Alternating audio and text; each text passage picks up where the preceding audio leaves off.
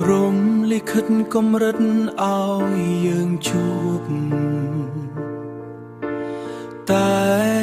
កម្មពៀតាមមកពងរត់ឲ្យយើងព្រាត់គ្នាជួបជាតិនេះដើម្បីឈឺផ្សា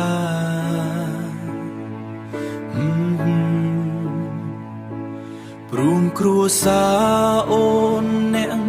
បំបែកហែកអូនចេញពីទ្រូងបងនួនល្អបងនឹកអូនណាស់បងក្រគ្មានទ្រព្យធនគប់គុណម្ដាយស្រីគាត់ពងរត់ឲ្យឃ្លាតមិនឲ្យយើងបានជួបជុំកុំយំអូនពេលគ្មានរូបបងបើមានជាតិក្រោយ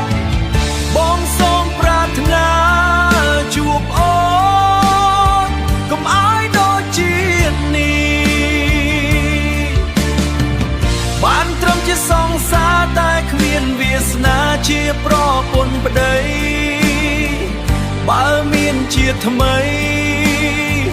បងសូមជួបស្រីលុះថ្ងៃមរណាជូតទឹកភ្នែកកុំយំស្ងួនពេលគ្មានបងនៅក្បែរអូនតាមម្ដាយអង្គនីកុដអូននឹងខ្ពង់ខ្ពស់កុំនៅស្រណោះអ្នកក្រដូចបងសុំថែខ្លួនផងពេលបងចាក់ចេញ